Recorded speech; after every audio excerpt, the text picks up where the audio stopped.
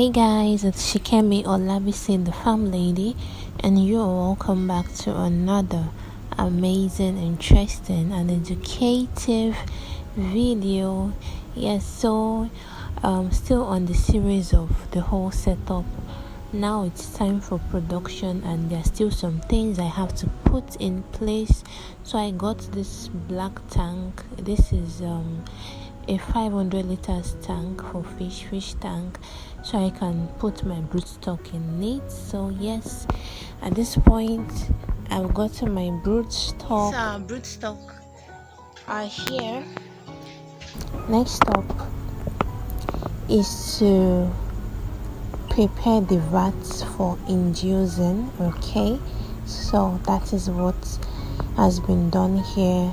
You can see my Kakaban, which is basically using the PVC pipe as the floaters, and then putting or placing my net on it evenly so as to ensure the eggs have a very good platform to rest on before eventually hatching out. Next up is inducing.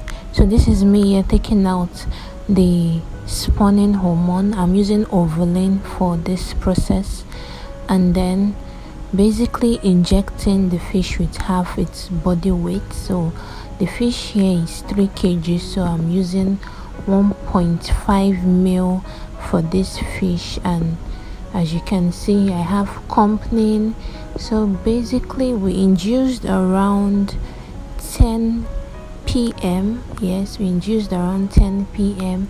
and hopefully the latency period should be between 8 to 9 hours, depending on the temperature at night, because that is also a great determinant of how long it's going to take for your eggs to be ready for stripping.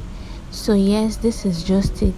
The process is very simple. I have a video on how to actually inject, so if you want to see a more in-depth video on that, I'm going to link the video somewhere up, and then you can click that.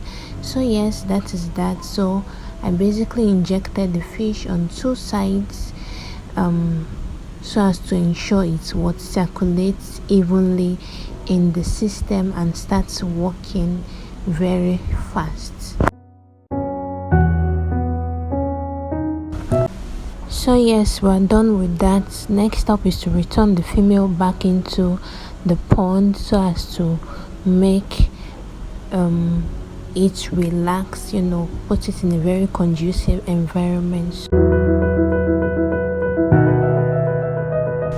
So exactly 7 hours 30 minutes later, this is around 5:30 a.m. the next morning, the eggs were already ready for stripping. So but before we strip, the first thing you have to do is to remove the sperm sac or the milk sac. Now whenever you want to do your production, ensure you have two males rather on ground or more, because you never can tell.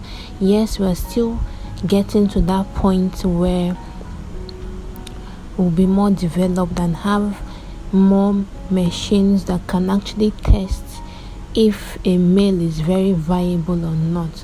But to be on a safer side, it's always best to have backups. Okay, so while I was purchasing the broodstock, I didn't just buy one, I bought 2. So you remove your milk first, okay, before stripping, in a situation whereby you do not have any meal at all, and then you probably have to quickly run to go and buy. If you've stripped your eggs, then if you're not fast enough, the eggs will eventually go bad. So we were very lucky. We got an amazing milk. Like, this is more like the best I've used so far in my years of hatching. This Jamil, my assistant, is an expert, so we're about to strip out the eggs and fertilize. So the next clip you're going to see is us stripping out the eggs. So stay tuned and don't go anywhere.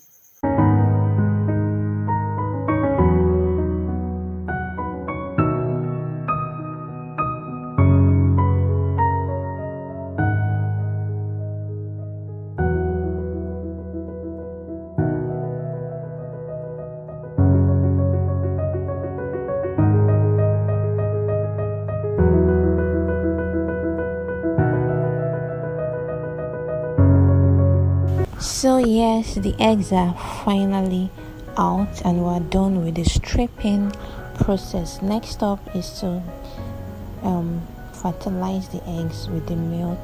So this is the milk, as you can see, very good, very good. And your milk is expected to be milky. Of course, there are still other things you have to check. If the sperm cells are actually motile, that means are they actually moving, but you will only be able to check this with the help of a microscope. But hopefully these eggs are motile. Okay, I don't have a microscope here, but I'm very certain of the rootstock I got. They are quite good, and then as you can see, it is very milky, and in fact amazing. You can see how it's dropping. So the fertilization process has already begun. Okay, so I'm basically opening up the milk sac so as to let out the milk or the sperm into the egg, so as to kickstart the fertilization process. I wish I had more eggs. The milk can actually go for more eggs. As you can see, it's quite, quite plenty, and that is a good thing. All right, so that is that. Next up, I'm going to be opening the second one now.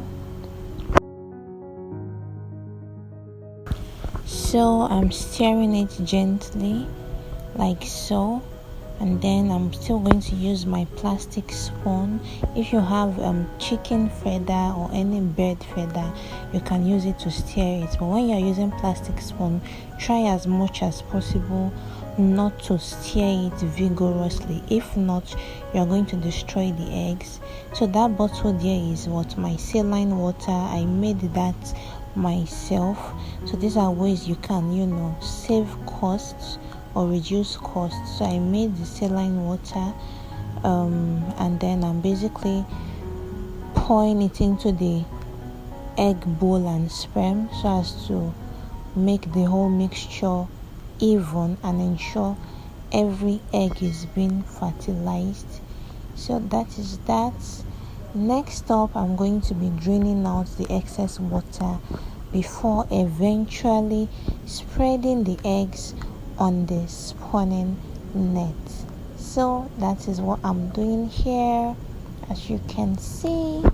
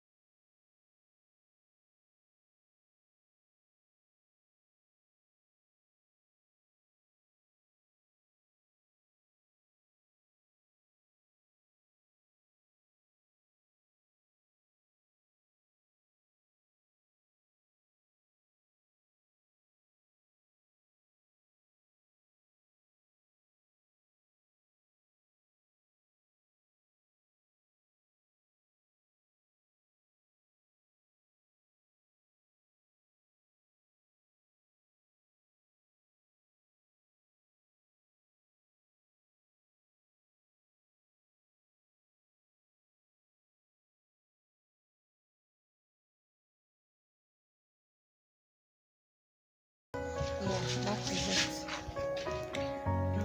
We're doing good.